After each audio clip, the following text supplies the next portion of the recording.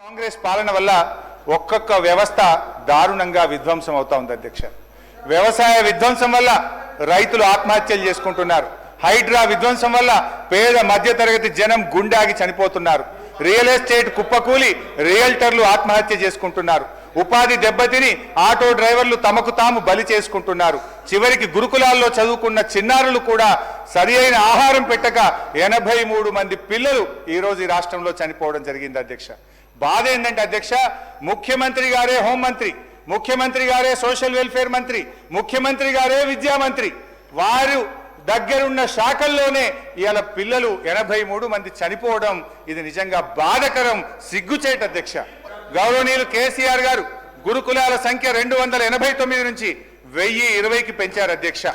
విద్యార్థుల సంఖ్య దాదాపు 1,50,000 నుంచి 6 లక్షలకు గురుకుల విద్యార్థులు పెరిగారు అధ్యక్ష. కానీ నేడు గురుకులాల పరిస్థితి చూస్తే అధ్యక్ష గుండె తరుక్కుపోతుంది అధ్యక్ష. ఈ రోజు ఆ గురుకులాల్లో తిండి లేక పిల్లలు పడుతున్న బాధ, ఆ పిల్లలకు మెస్ ఛార్జీలు చెప్పడమేమో గ్రీన్ ఛానల్, కానీ నిధులు విడుదల అయితలేవు. ఈ రోజు కూడా హాస్టల్ బిల్లులు పెండింగ్ లో ఉన్నాయి. ఐ చార్జ్ దిస్ గవర్నమెంట్, మాటల్లో గ్రీన్ ఛానల్, బట్ విడుదలలో మాత్రం ఎస్సీ ఎస్టీ బీసీ హాస్టళ్లకు కూడా ఈ రోజు నిధులు విడుదల గాక పిల్లలకు సరి అయిన భోజనం అందడం లేదు అధ్యక్ష. 15 నెలల కాంగ్రెస్ పాలనలో 83 మంది అమాయక గురుకుల పిల్లలు చనిపోయారు అధ్యక్ష. గురుకులాలను దెబ్బతీసింది మీరు. గురుకులాల మీద నమ్మకం సన్నగిల్లింది అధ్యక్ష. ఇది నోటి మాటతో చెప్తలేని అధ్యక్ష.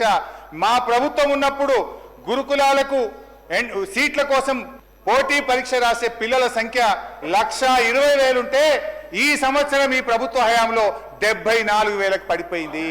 50,000 మంది పిల్లలు గురుకులాల్లో పోటీ పరీక్ష రాయడానికే జంకుతున్నారంటే పిల్లలు బతికుంటే చాలని తల్లిదండ్రులు అనుకుంటున్నారు కనుక గురుకులాల ప్రతిష్ట మీరు దెబ్బతీసింది కనుక ఇవాళ పోటీ పరీక్షకు విద్యార్థుల సంఖ్య కూడా తగ్గింది అధ్యక్ష. ఇవాళ ఏడాది కాంగ్రెస్ పాలనలో ఈ రాష్ట్రంలో 1,913 ప్రభుత్వ పాఠశాలలు మూతపడ్డాయి.